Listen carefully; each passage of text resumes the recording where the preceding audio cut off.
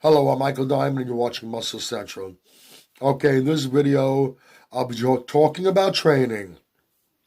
I want to talk about a training approach. I first heard about it quite a few years back. I'm not sure if it was Dr. Mauro Pasquale or Charles Poliquin. It was one of the two. It was there. It's there. It's a method they came up with. It's called it's ABCDE approach to training and nutrition. What does ABCDE stand for? Anabolic, burst, cycling, diet, and exercise.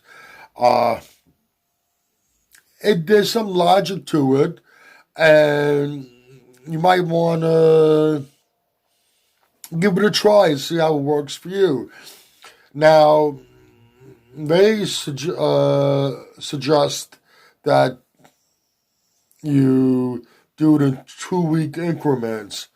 I would opt for a 4 week increments and doing this and taking this approach. It's basically a fat burning phase and a growth phase that you keep on cycling back and forth. Like I said, they whoever it was that came up with the idea, one of the two that I mentioned, suggest 2 week cycles. I think that you might find better results by going 4 week cycles. To make it, I'm not going to go into all the little details about it, just a basic overview. To make it simple, you're going for a period of time, you're restricting the calories, lightening up the workload, and increasing the cardio for increased fat burning. And then on the other phase, you're increasing the calories, increasing the work, increasing the weight load, and maybe even cutting back a little bit on the cardio in attempts to put on muscle. Now,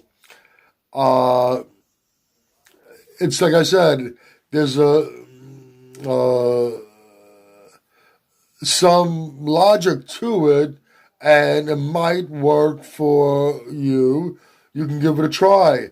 Now, another thing to keep in mind, it's probably in the long run a lot easier on the body, the joints to be specific, instead of you're constantly day in and day out pounding the joints with heavy weight brutal workouts. You're pulling back every few weeks to give the joints a little bit of a rest and less wear and tear. Like I said, in the long run, your body might thank you for it. It might be overall more beneficial in the long run, less wear and tear on the body.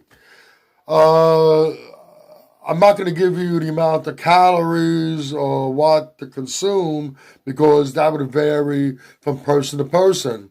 But like I said, basically what you're doing is, and I would start off with the cutting phase first. You drop down, you figure out what would be basically a maintenance amount of calories that you need, and then you drop the workload, reduce the workload, reduce the amount of weight you're using. It might increase sets, but you're not pushing the body. You're not going to failure by any means, and you are increasing the amount of cardio you're doing.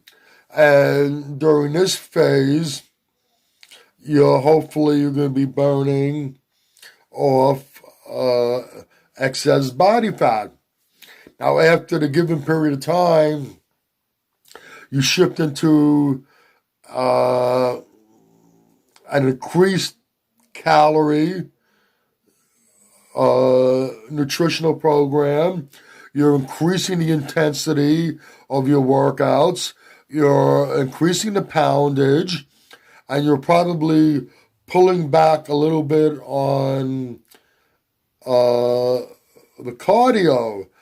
And what might ultimately what you're trying to achieve, like, is basically a rebound effect.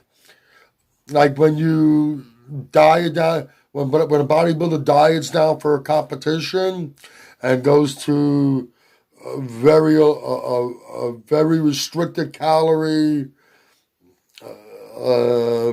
diet and increase their cardio, then as soon as the competition is over, they start changing things, they start eating more, and the body gets that rebound, and that's a window where you can actually put on some muscle without putting on excess body fat.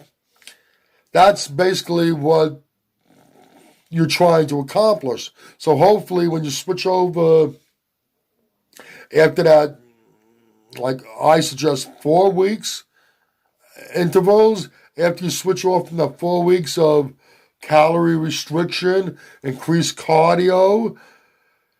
Now when you increase the calories, reduce the cardio, and increase the intensity of the workout, hopefully you're going to be able to put on a little bit of muscle, and you're not going to be doing that in high calorie for too long a period of time. So like I said, hopefully you're going to accomplish that rebound effect that competitors get right after a show.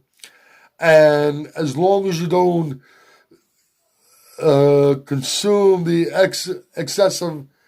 increased amount of calories for too long, the body fat you put on during that period should be theoretically minimal.